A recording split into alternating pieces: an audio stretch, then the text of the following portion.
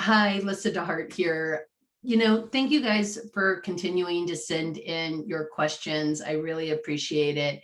And so one of the questions that showed up was around how I discussed biases but how do we look at the nuances of what the coach is listening for? And to do that, I really want to take this exploration through the framework of core competency 6, which is listens actively.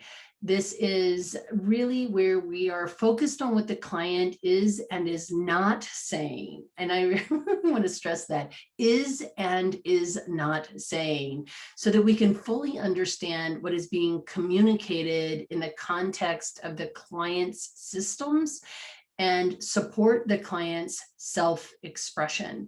It's sort of interesting. So I was in a conversation with a coach earlier and just recently, and we were talking about how our biases impact the way that we listen to even just words. Let's take a look at the competency listens actively. There are 7 markers that are the behavioral indicators of listens actively. The first is coach questions and observations are customized by using what the coach has learned about who the client is and the client's situation. Coach inquires about or explores the words that the client uses. Coach inquires about or explores client emotions. Coach explores the client's energy shifts, nonverbal cues, or other behaviors. Coach inquires about or explores how the client currently perceives themselves in their world. Coach allows the client to complete speaking without interruption unless there's a stated purpose to do so.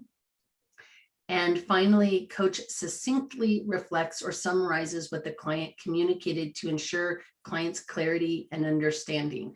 So we have these 7 markers that are behavioral indicators. And so let's just take the first few.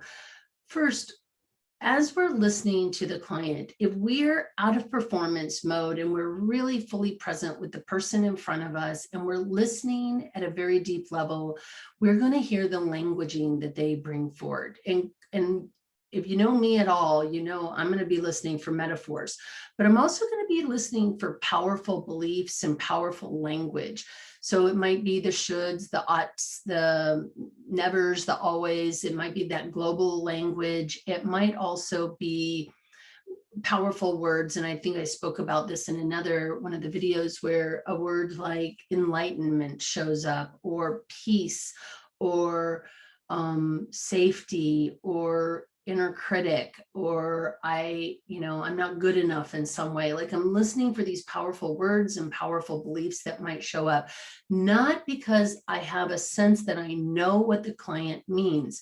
The client's meaning is going to be based on the context and systems and experience that the client is coming from. It is only my job to listen deeply for those indicators so that I can be curious with the client. I heard something that sounded like you should be doing something different. I'm curious what you're hearing as you hear me reflect that back to you. And so what we're doing then is we're really suspending assumptions, suspending our biases about meaning, and just being curious with the client very deeply about what it is that they are saying.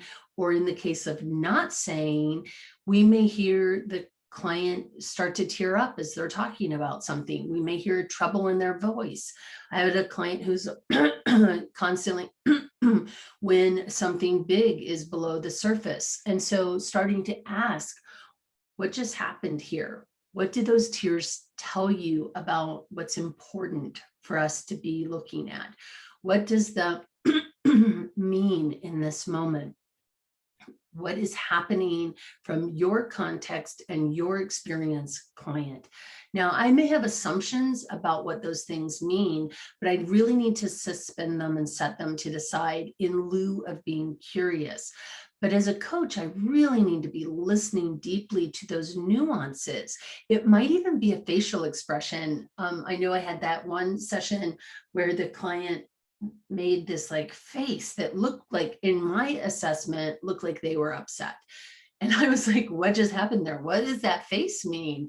And the face meant something completely different than my assumption was. She's like, that's the face I make when my mind is blown. I was pretty sure that that was the face somebody made when they were annoyed with me. So by checking my assumption and getting more information from the client around meaning, what I'm doing is I'm tuning my ear to what is showing up for the client. And then I'm using my curiosity to really explore that meaning.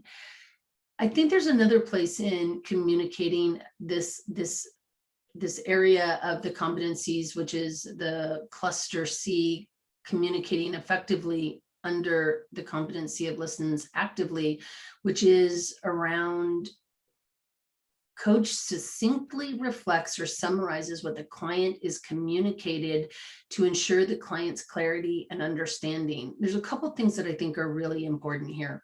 One, coach succinctly reflects and summarizes, one, and then to ensure the client's clarity and understanding. And I think this is a really interesting tension. So the first piece of this is my job as the coach is not to go, I just heard you say A, B, C, D, and E. Is that what you're saying?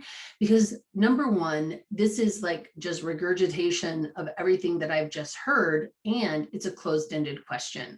So a much more useful question would be, you know, I'm hearing several threads show up as you're mentioning several of these things. What is most important to you out of what you just shared with me?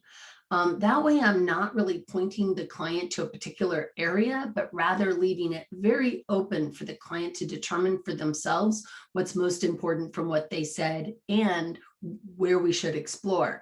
So we want to leave that observation with an open-ended question, but I'm hearing multiple threads. I'm listening to, there are several different directions we might go. And I've seen coaches very effectively say, I'm hearing several different directions we might go. Is there one that's most pulling you right now? That would be another way of really listening for these deeper topics and then inviting the client to tell us where to go. The second part of this is ensures client clarity and understanding. And I think this is a huge developmental step. It was for me personally, a huge developmental step in our coaching, which is letting go of this idea that I need the clarity and understanding. And in fact, this comes up often with clients where they'll ask something to the effect of, does that make sense to you? As though it needs to make sense to me. And I have a sort of a routine. Sometimes I'll be like, yeah, that makes sense to me, but is that even important, right? Like, it isn't even important that it makes sense to me. Now, I don't go through an explanation of that, but I might say, does that make sense to you? Which is far more important. And so the client says, you know, blah, blah, blah, blah, blah. Does that make sense to you? I'll go, more importantly, does that make sense to you? And what sense are you making of this based on having said that out loud? Now what I'm doing is, instead of getting hooked into whether I understand or don't understand, I'm really, again, turning it back to the client to make the meaning. And again, that's part of listening. And the letting go of needing to know what the client is talking about.